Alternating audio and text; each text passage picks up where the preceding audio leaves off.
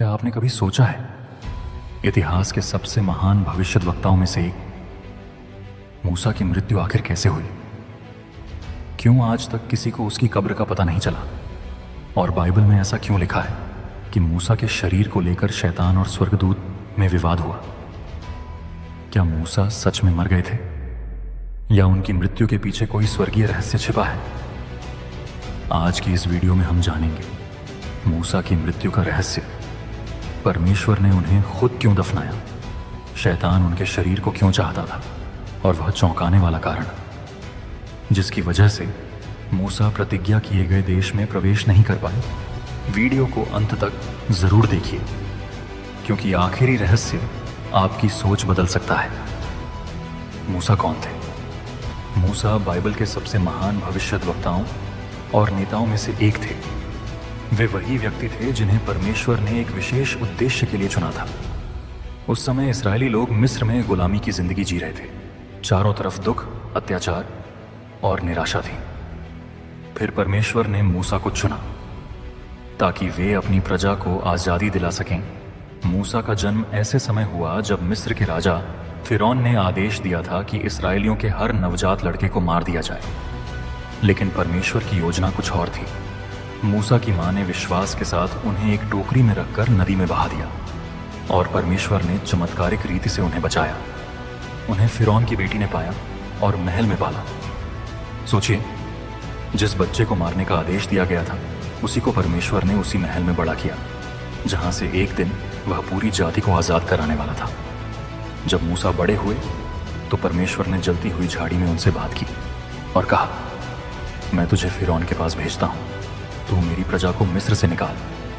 शुरुआत में मूसा डर गए। उन्होंने कहा, मैं कौन हूं? लेकिन परमेश्वर ने उत्तर दिया, मैं तेरे संग रहूंगा। और फिर वही मूसा परमेश्वर की सामर्थ्य से लाल समुद्र को दो भाग करते हैं।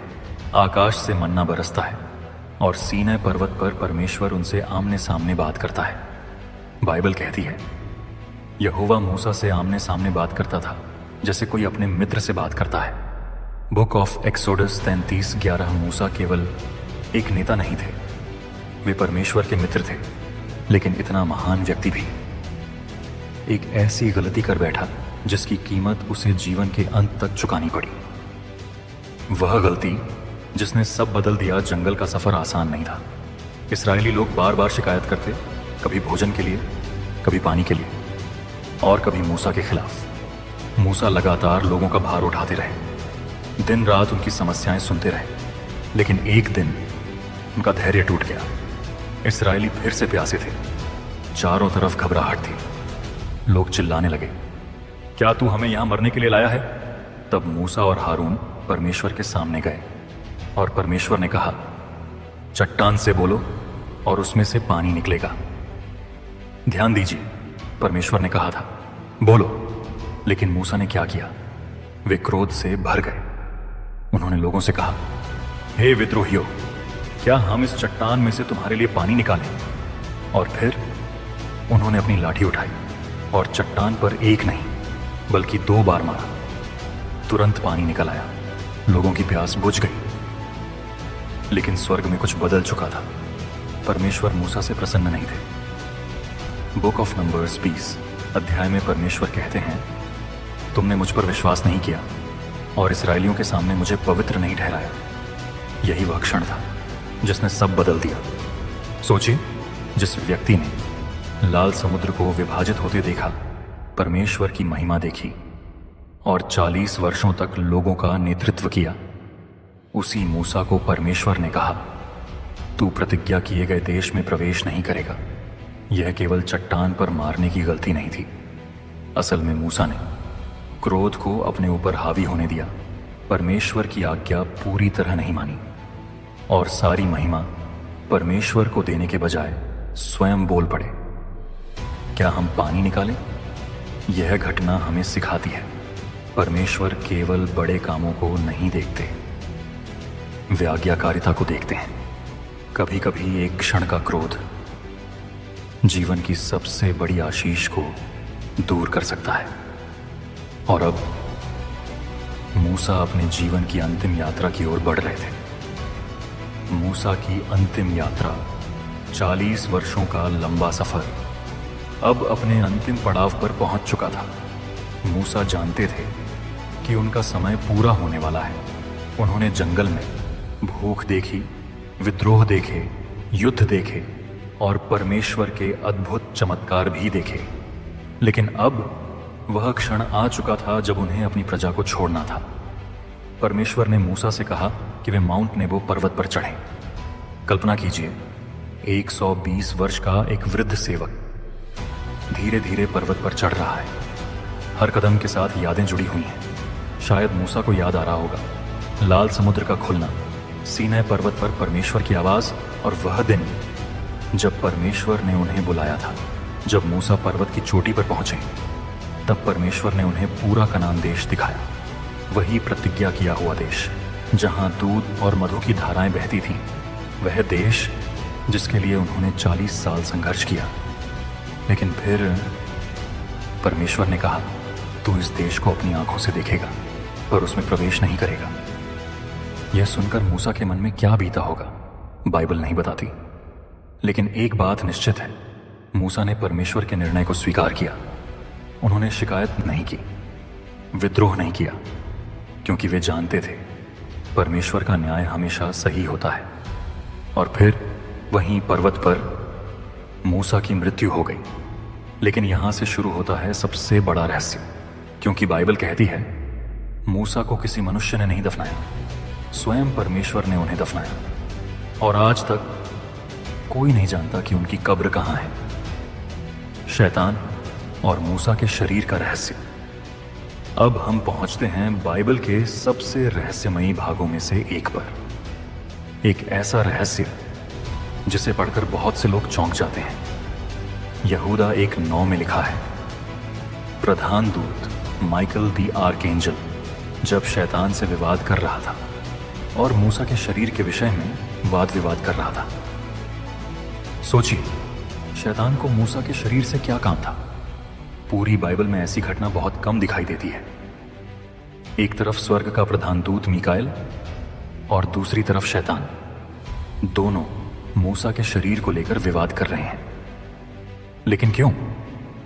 बाइबल इस रहस्य की पूरी जानकारी नहीं देती। फिर भी कई गहरी बातें समझ आती हैं।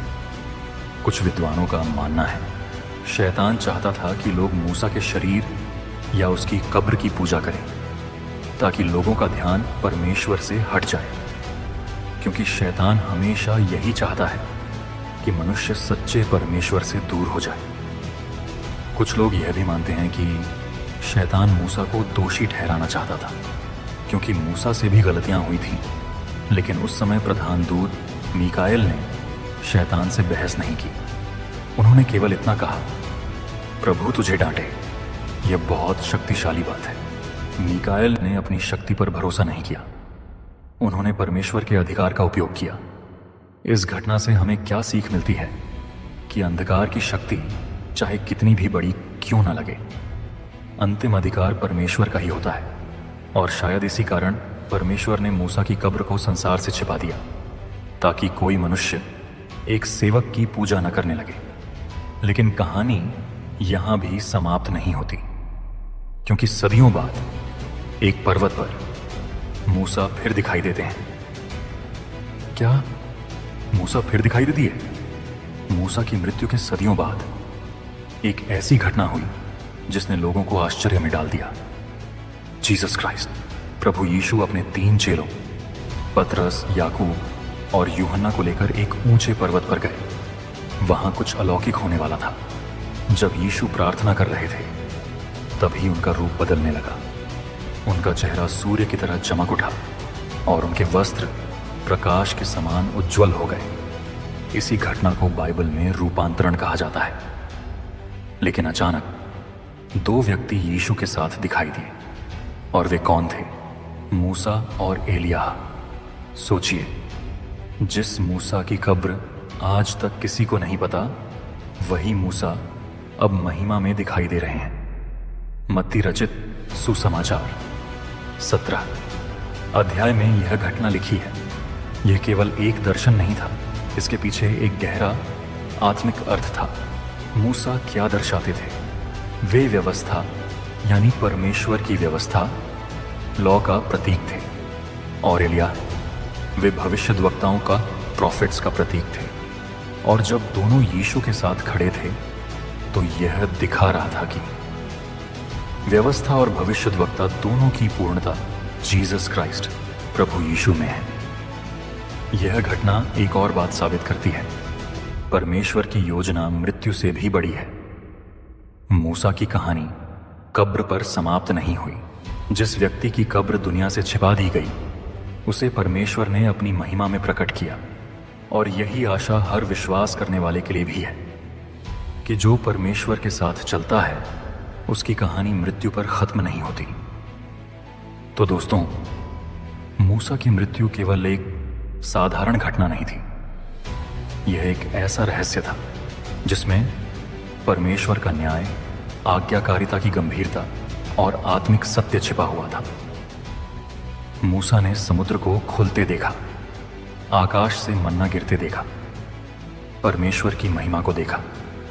फिर भी एक छोटी सी अवज्ञा ने, देखो सी अवज्ञा ने उन्हें प्रतिज्ञा किए गए देश में प्रवेश करने से रोक दिया। यह हमें सिखाता है, परमेश्वर केवल बड़े कामों को नहीं देखते, वे हमारे हृदय और आज्ञाकारिता को देखते हैं। और एक और गहरी बात, परमेश्वर ने मूसा की कब्र को दुनिया से छिपा दिया। क्यों? क्योंकि परमेश्वर नहीं चाहता था कि लोग एक सेवक की पूजा करें। महिमा केवल परमेश्वर की होनी चाहिए। लेकिन सबसे अद्भुत बात यह है, मूसा की कहानी मृत्यु पर खत्म नहीं हुई। सदियों बाद वे फिर महिमा में दिखाई दिए जीसस क्राइस्ट के साथ। यह हमें आशा देता है कि जो परमेश्वर के साथ चलता है, उसका अंत कभी विनाश नहीं होता। शायद आज आप भी किसी संघर्ष से गुजर रहे हैं।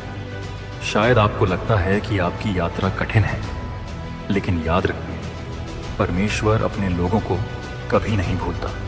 अगर यह वीडियो आपको आशीषित करे तो वीडियो को लाइक करें, चैनल सब्सक्राइब करें और बेल आइकन जरूर दबाएं।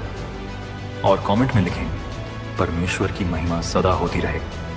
फिर मिलेंगे एक और गहरे बाइबल रहस्य के साथ।